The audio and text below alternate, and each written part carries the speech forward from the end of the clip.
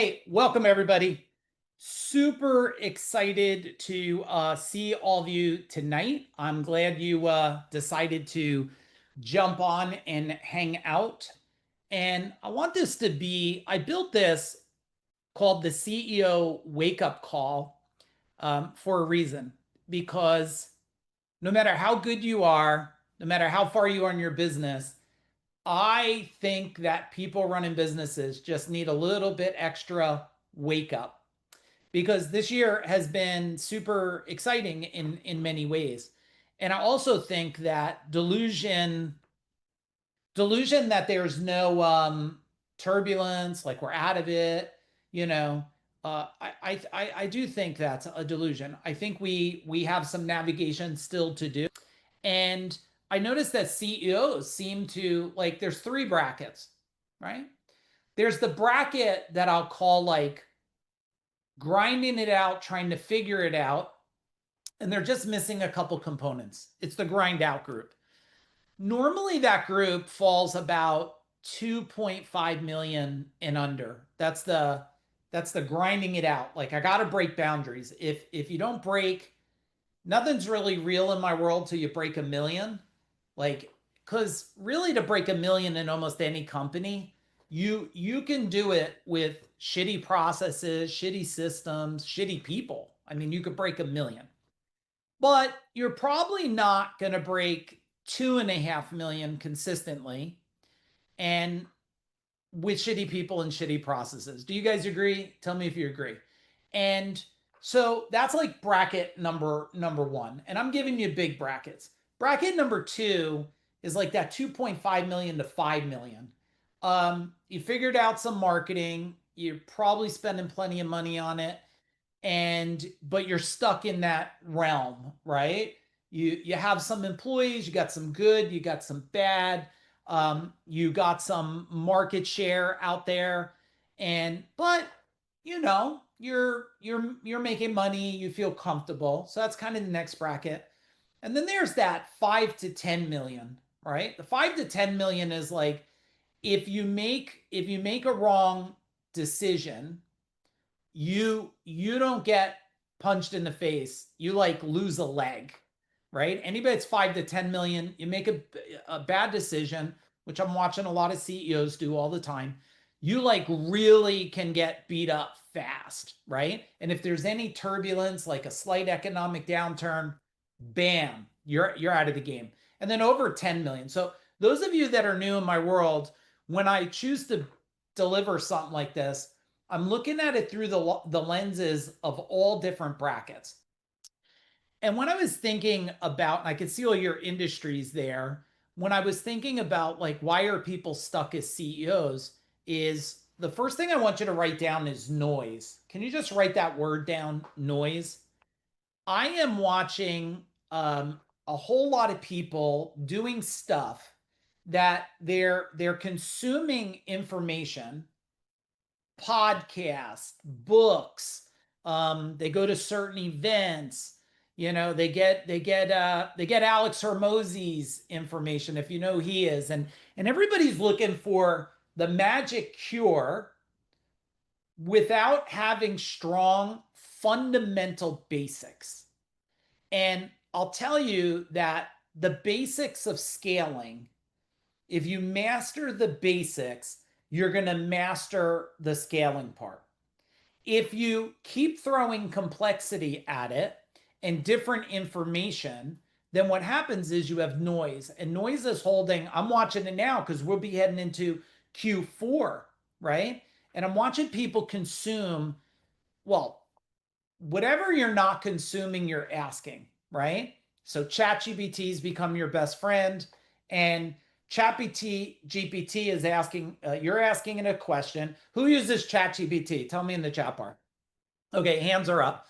And some of you love it. And then I always have the people that are so proud. They're like, oh, I'm in Gemini and whatever. It doesn't matter. It's an AI vehicle. But the problem with these vehicles is that we're asking a question and we're asking it for only our base of knowledge, hoping it's going to give us wisdom. and that this wisdom is going to fit us in this time and place. And you're hoping it's not politically driven or religious driven against what you believe in, and you're hoping that the information it actually gives you is truthful enough to move you forward, right? Have any of you asked it something and then you said to yourself, what the fuck? Like, I'm just not doing what ChatGPT said, or just me? Tell me in the chat bar. But I bet there's plenty of people that are blind, and they're just blind leading based on the vehicle. And then of course you got to get the one person that says the reason why they killed themselves because ChatGPT did it, and the reason why McDonald's killed that. Remember that other person had a lawsuit? You know, I ate McDonald's every day and I grew 800 pounds, and I'm suing McDonald's. Like, nobody, McDonald's was not yanking you and chaining you to a bench in there and shoving Big Macs in your fucking mouth. But so we trust these things. So one, if you were to say, and could we just be like honest and transparent tonight? Because that's all you're going to get from me. If you were just to type in the chat bar one thing of noise that is getting in your way, holding you back, and you really know it's noise, what is it? What is it? Now, I'm just like you investing time. I invest a lot of time in trainings. I'm always looking for what creates noise. And a friend of mine, Dean Jackson, if you guys know Dean, type in Dean. And I learned it from another guy. They actually have you ever see these? I don't know, Tanya, did you ever see these? It's almost like a lock for a cookie jar. I wish I had that shit when our kids were young, but it's like a cookie jar and it's got a keypad on it, and like, so the kids can't steal the cookies. But at one time when I did eat Oreos, man, you could just pop those thing at nighttime without thinking twice, grab like 5 or 6. And I bought one of those because what I want to do is put my phone in it and lock it, Dave. And I want to lock my cell phone up for a period of time. Now, how many of you, if you just pulled your phone away from you for more than an hour, you didn't touch it, you didn't see it, you'd start to have panic attacks? Be honest with me in the chat bar. Anybody? No, none of you. I'm watching your expressions. It looks like you want to give me the middle finger or something. No, but right? You would panic. And how many of you just know that if you just locked up your phone for 1 hour and you said to yourself, in this hour, I'm only going to focus on solving this one problem, marketing, sales, operations, systems, whatever problem it is, how many of you could honestly say, and maybe you can't honestly say it, because as you're sitting there listening to me, you're like, well, Mike, I didn't try it yet. But how many of you could take a best guess, Jason and Judy, that if you did lock up your phone for 1 hour and only focused on that core thing, you'd probably create some magic? What do you think? Would you create some magic? I believe you would too. So number one is noise. Number two, I want you to write down 2 words. Okay? 2 words. And as I'm talking to you, and if things are resonating with you, McKenna or Matt, I want you to give me booms in the chat bar if it's resonating, so I know I'm hitting things of value for you. I want you to write down knowledge and wisdom. Now, there's a distinct difference between knowledge and wisdom. Knowledge is information, and wisdom is experience.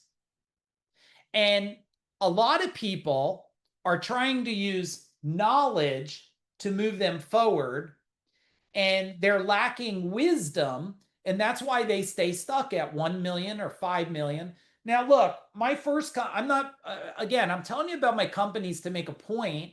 I don't care if you're impressed. I'm not here to impress you with things. I'm here to give you a perspective of transformation where if just one thing clicks tonight, just one thing you go, I'm going to think about that different, then this was worth your time.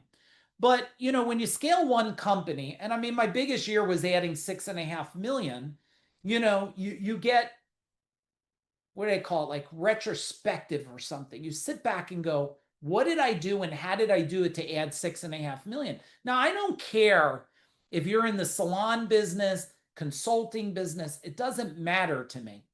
If there's someone else in the United States or the country you're in, that's doing way more than you, is do any of you, are any of you in an industry that you don't know somebody online or a friend doing way more than you in the industry? Tell me in the chat bar. Do you all know somebody? Do you? Do you know somebody that has a bigger salon, a bigger service business, a bigger consulting? Now, a bigger agency? The answer is, if the answer is yes, I know somebody, then it's not a problem with the industry. It's not a problem with people buying it. It's a you problem. And can you just write the word you down? Well, I mean, you could put the letter U or you. It's a you problem. And I'm not doing that to point fingers at you. I'm doing it to let you know that everything, and any of you that have been in my world, you know that your past is the navigator of your future.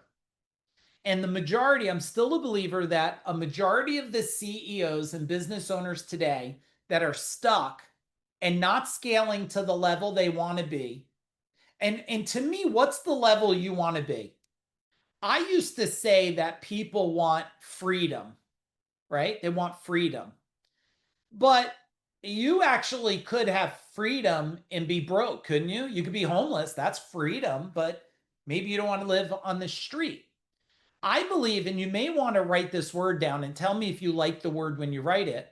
I think what everybody wants is financial peace. Financial peace. Maybe not even peace, Jason, because I think Buddha had peace, right? But he walked around in a robe, and like, I don't want to do that. And Jesus had peace, and he walked around in a robe. But you guys don't want to just have a robe. You want financial peace with that robe. You want gold coins. You want to not worry about a mortgage. You don't want to worry about car payments. You don't want to worry about vacation. And everything I've done is to prove, not to me, to prove to you what's possible. I'm constantly breaking barriers. And if I was to be ultimate truthful, from my mind to your mind, from my heart to your heart, I would tell you I break barriers to prove it, just so you can go this. If that tattooed guy can do that, and he has no bachelor's degree, no master's degree, if he could fucking do that, and you're way younger, way smarter, more degrees, well, shit, you could do way more. So the reason I sell a service company and sign my name and walk away is to prove to others they could build and sell their company and walk away. I built a big coaching organization to prove that you can build and change an industry. Any of you that are in the service industry, and be truthful, you guys know in my world, don't lie for anybody, don't lie for me. Do you believe that I shifted and changed a whole industry in the blue collar space? I believe I did. Now, that's only to prove that you can break an industry. And now with Food Dog, we do life, business, and wealth by design. And what am I proving now? Now, let me talk to a bunch of you here, and let's see if we could get honesty. So if I look at Aaron Birdsong, now, Jason, don't text while you're driving. If I look at Mike M that's on here, if I look at Dave Monk that's on here, if I look at Chris that's on here, would you say, don't lie, guys, Judy that's on, would you say that if you get wisdom attached to you and where you're at, that you for a fact have moved forward faster being in Food Dog than slower? Yes or no? Just type in faster if it's true. But don't bullshit, because everybody on here, if they're new, I don't want them to think I'm lying. I want it to be truthful. You're going to move way faster. Why? And I want to share this because this is part of the CEO wake-up call. I thought, and it's counter, Anthony, it's almost counterintuitive to what you think. I thought if I just kept learning marketing, sales, operations, and look, any of you that you're probably more technical than me, you want to talk about funnels and you want to talk about email campaigns and cross-pollination marketing, like I'm in it with you. But I used to think that was the secret sauce till I found out that The business actually follows the life, right? If your life is dialed in, it's easy to get business dialed in. If your life and business, right, Judy, you're shaking your head. If life is dialed in and business is dialed in, it's easy to scale wealth. Now I've done two huge exits in about the last 6 years. And that's most people never do one exit. But now I learned after helping over 115 other people exit. That was in my immediate world. There's probably another 20 I helped exit from consulting businesses, coaching businesses. I've learned that if we get three parts together, now watch the other thing. This is the part people say, okay, I got my life and I got my business together. Why don't I get to wealth? Because you have to optimize yourself for wealth first. Are you listening to me? Can you type in listening? You must optimize your thinking for wealth. If your mind is not programmed for wealth, and I was telling someone today, they said, oh, I have a lot of debt. No, no, no. People don't have debt. You know what they have? Are lack of money right now. They don't have debt, right, Judy? They just have lack of money. That's all. Because if you had more money, then the debt would go away. And I'm not against that because any wealthy person understands how to, the smartest in the world. What do? Tell me in the chat bar, because you're all smart here. You wouldn't be hanging out with me if you're not smart. What the smartest and wealthiest people in the world, do they use their own money more or others people's money to make more money? Tell me. Yeah, so Tim says, I have wealth. Yeah. Looking for what do you say here? Looking for fun and stuff. I have wealth. I'm looking for fun projects. Yeah, right. And you want life, business, wealth by design. I was just telling because I went to this new internal doctor today, and I was sharing like my wife and I, we eat breakfast every day together. We eat dinner every single day together, unless something weird's happening or I'm teaching or something every day. Why? Because that's fun. What we build and help people, we can do it from anywhere in the world. Why? Because it's fun. And Tim, if you ever decide this, what we also do is we're impacting the world. That's why I'm here with you. I don't have to be here at 7 o'clock. I'm here because I want to, not because I have to. Because if just one person, my son asked me today, he's not on here, he's training. He said to me, Dad, how many people are registered tonight? You know what I said to him, Art? I said, I don't know, and I don't care. If one person shows up, I'm going to impact that one person. That's what we're going to do. And if no one shows up, I'm going to talk to the camera and then play it somewhere so it impacts somebody. So I'm never bored with that. So as the CEO, right? I want you to write down three more words. Ready? Here we go. Passion, purpose, power. I used to call this the 3 Ps. Passion, purpose, and power.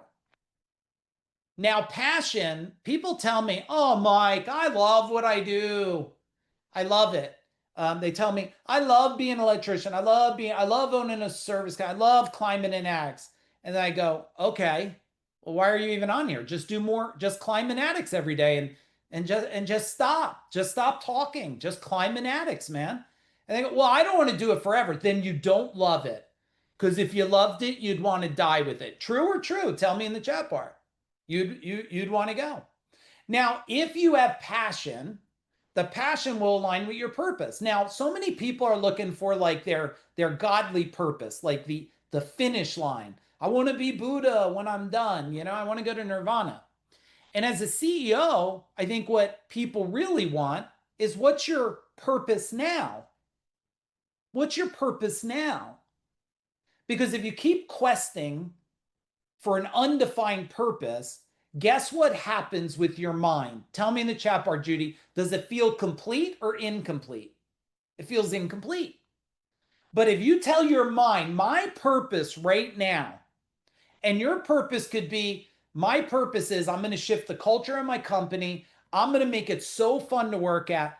I'll tell you, there was a couple times in every business I own, not Food Dog, and I don't plan because I become smarter, but there was a time in my service company, I said, I'll burn this bitch to the ground. Did any of you ever feel like that? Give me a hand up, or just me. Come on. All right, I got you, Chris. I mean, many mornings I said, I'm just going to burn this thing right to the ground. And then I'm like, well, wait a minute. And then I said to myself, early on, I was like, I'll just get rid of it, I'll sell it. And I had a coach tell me something. It was very powerful. Do you want to know it? Tell me, please, if you want to know it. It was very impactful. He said, of course, you don't like it. You should sell it, Mike. So all of your poor skill sets and all of your problems follow you right to the next thing. And he goes, that will be enjoyable to watch you do it twice. And I went, you ever have a moment like you just want to say, fuck you, asshole? Right? You better beep that shit out, I guess. I guess if we play this over Facebook, maybe we got to beep it out. You want to be like, but then you take NyQuil, right? You drink NyQuil and you say, man, there, he was right. He was right. Why am I trying to run away? You're not running ever. Write this down, everybody. I'm never running away from my business. I'm running away from my poorest skill set. See, I feel like Food Dog's in the result business. We're in the skill set business. And if we could just help you, and I'm going to give you 3 things to write down. And if you write these 3 things down, there's more to it. I can only do so much in an hour. But if you nail these 3 things, you'll nail the rest of this year.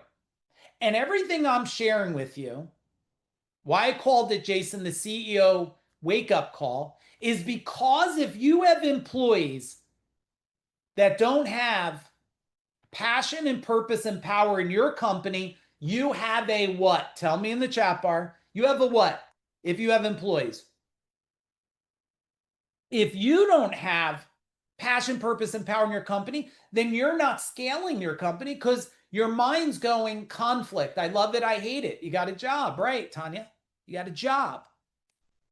Now, everything I'm teaching you, you may be sitting there going, Mike, I heard it. It's about me. Maybe you needed to hear it different. It's not about you. It's about every single department in your organization. So clarity is exactly what do you want life to be like, look like, feel like? You have to embrace it so much. You have to demand from your past programming exactly how life will be moving forward. You must demand to your past programming. You must demand to your past failures that doesn't matter anymore. This is how life is now, today. And when you look at a company, I watch a lot of people, they're not clear. Oh, what if I hold my employee accountable and they quit? You know what someone told me 20 years ago? This is what they told me, David. What if you never hold them accountable and they stay forever? I said, oh man, that sounds horrible, doesn't it? That sounds worse. So you got to have clarity. So we need you to get clarity. How do you want life? How do you want your relationship to be? Have any of you scaled anything big and have a dysfunctional relationship with your partner? Nope. None of you. I doubt it. That's called normally divorce or horrible relationship, right? Now, once we have clarity, the second thing we need, right? Once we have clarity, we need alignment. We need alignment. And alignment is, I say to people, does your team know where you want to go? Do your kids know what you want to do? Do your family know what you want to do? Does your wife know what you want to do? Because you might be clear. How many of you, okay, men, women, you could watch. Okay, I got a lot of powerful women on here because I know a lot of you. So women, just watch. Men, how many of you made decisions to grow empires and you just forgot to include your partner in that conversation for a slight moment? Tell me in the chat bar. Any of you? You just for a moment? And then one day they said, when are you coming home? What are you doing? Right? Isn't there a different way? Right? So once we have clarity, we have to have alignment. How many of you are driving to scale your company, but you're not communicating enough to your team how you want to end this year? Tell me. Because if your team doesn't know the outcome, now most people are just revenue driven. And what I was telling people the end of last year is 2025. Okay, those of you in my world, what's 2025? It's a what year? Tell me in the chat bar. It's a what year? Let's see who gets it. Jason wants to type it while he's driving. There you go. It's a foundation year. People are saying, oh, I grow that. I say, I don't care if you grow this year. Build a foundation. And the reason why we did that, because we don't know what's happening. And as long as we build a strong foundation, we'll springboard. Now you could hold me to this prediction. You could record this section.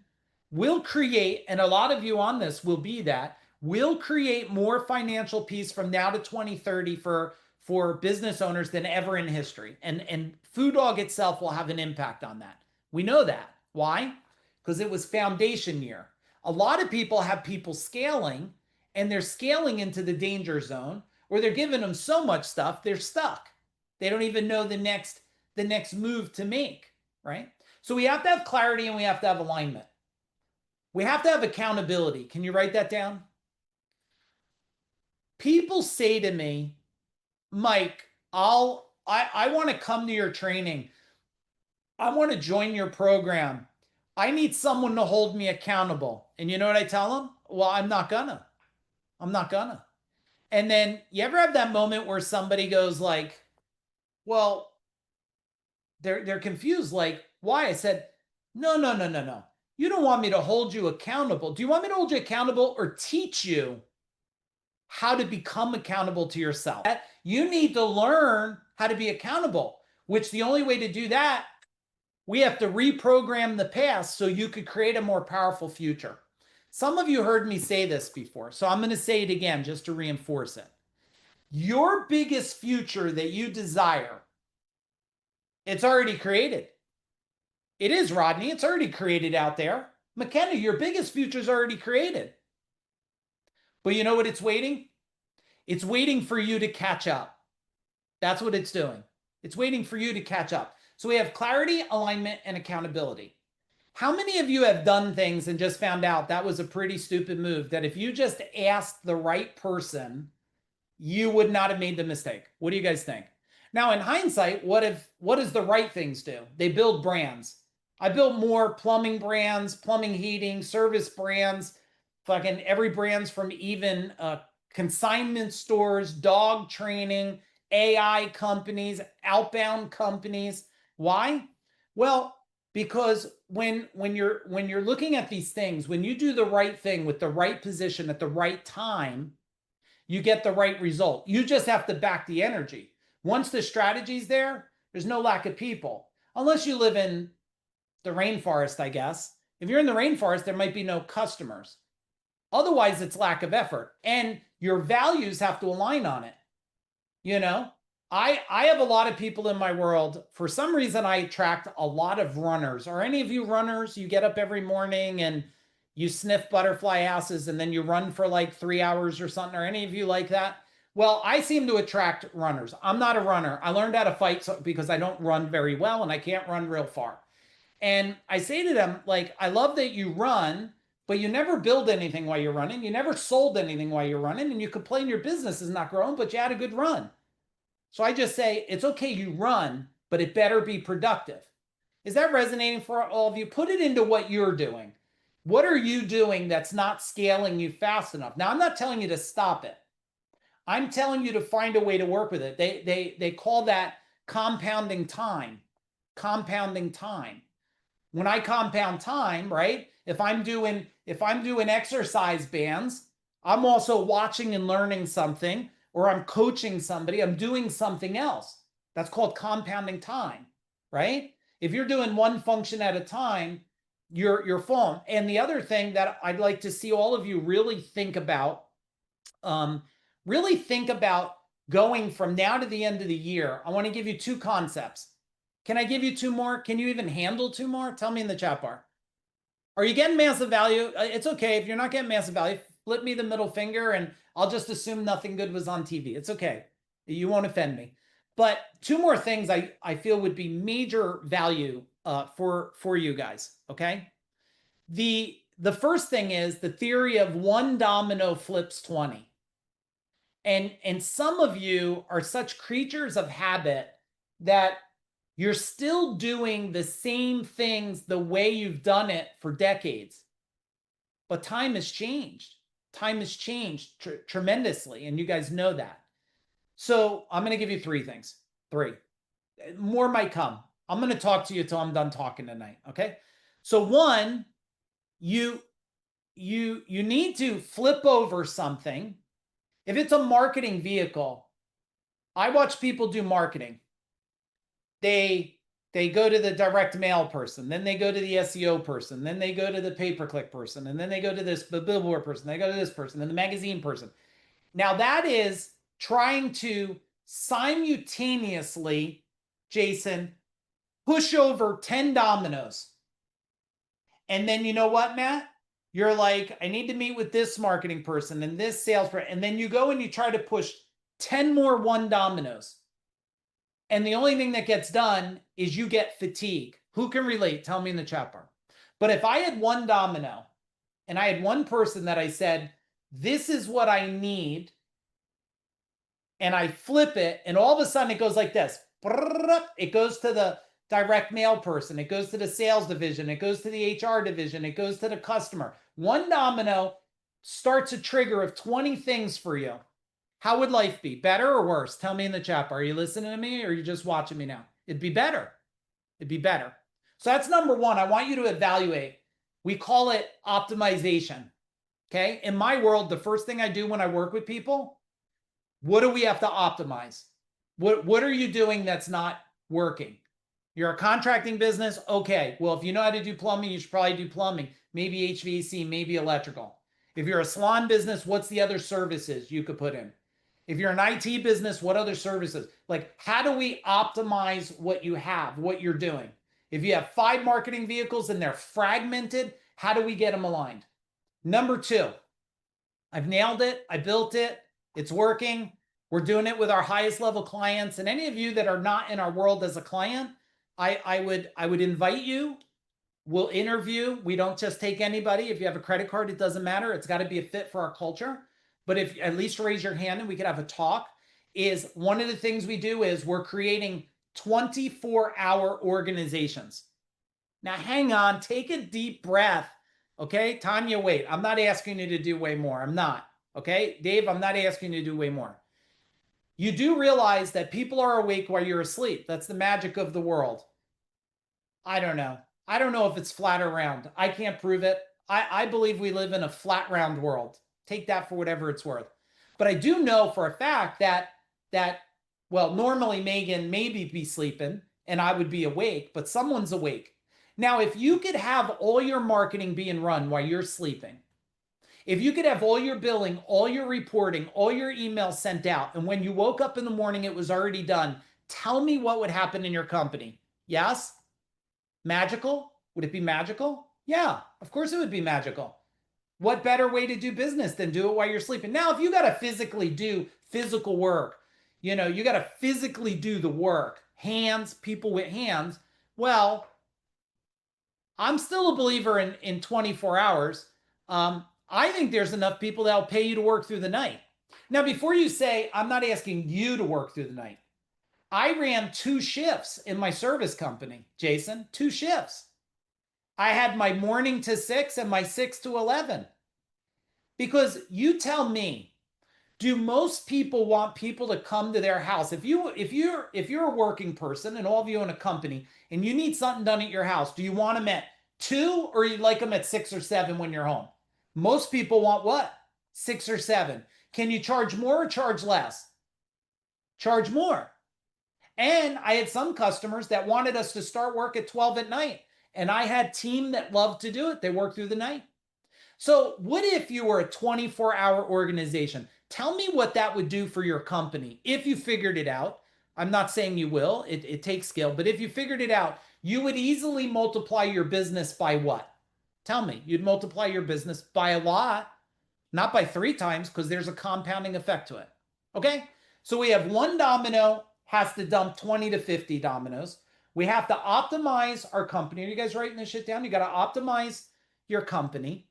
And then the other thing we need to do is create a 24-hour organization. I wanted to finish. Oh, here's the 2 things. Ready? Shiny object. You guys, stop buying shit off of fucking Facebook links and stuff, for God's sakes.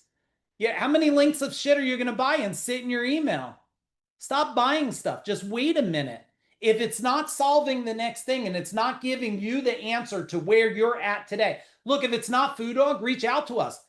I'll get you to someone I'll get you to someone else. Trust me, here's one thing about us.